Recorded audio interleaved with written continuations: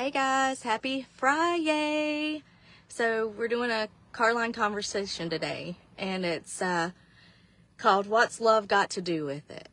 So we talked about love the first couple, these last couple days in the Carline, and I just want to expand on it. Yesterday we talked about sacrificial love and Christ and how we can lay down our lives, and how Christ needs to be first in our life.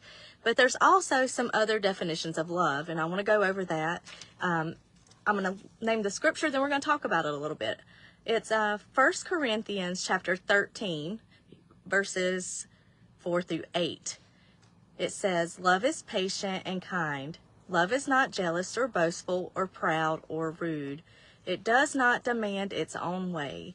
It is not irritable, and it keeps no record of being wronged.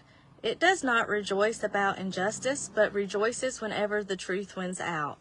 Love never gives up, never loses faith, is always hopeful, and endures through every circumstance."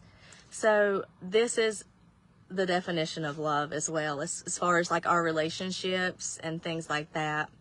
Friendships, relationships, and why is it? Because one of the things you can do is take out the love here and put God, because that's how God is. God is patient and kind. God is not jealous or boastful or proud or rude. You just fill in there for him. And I feel like it's such a big deal. What's love got to do with it? I use that Tina Turner song, what's love got to do with it? Some of y'all know it, some of you don't. But she says, what's love but a secondhand emotion? And the thing is, love is everything to a Christian. Love is everything, but our culture and everything just waters love down so much. The songs you see, the movies you watch, the books you read, it's not real love. It's not showing patient and kind, not jealous or boastful or proud or rude, demanding it. It doesn't demand its own way. It's not irritable. It's not portraying true love. And that's the thing we have to watch out for, because often, and I still have friends, and I always feel like you're looking for love in all the wrong places, because it's always like sudden. It's always got to be fast. Young people there, I know I have some young friends on Facebook, middle and high school. Like, this is what you need to look for. If somebody's trying to rush you into something, it starts right here. Love is patient.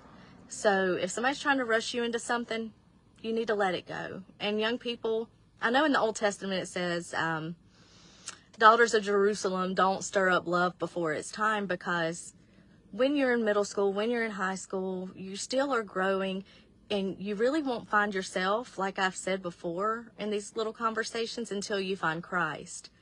So what you need to do is you need to focus on what you need to do. You need to do your schoolwork. You need to learn. You need to figure out your path.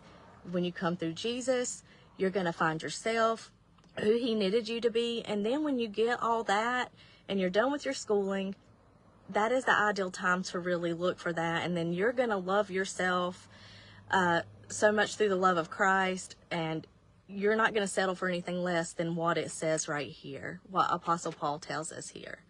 So that's just a little advice for the younger crowd, okay? But another thing is, like, Paul teaches on love as far as spiritual gifts.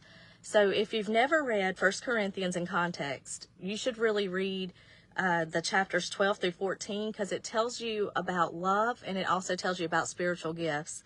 But I love that he references himself here.